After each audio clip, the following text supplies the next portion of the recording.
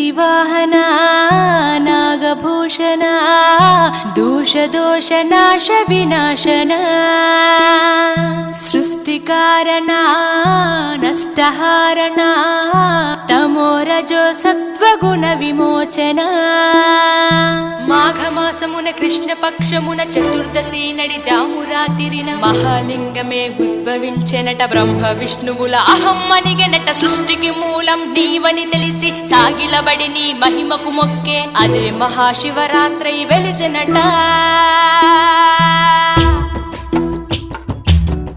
అరే ఓ జంగమా విభూతి లింగమా పక్కన పార్వతమ్మ తలపై గంగ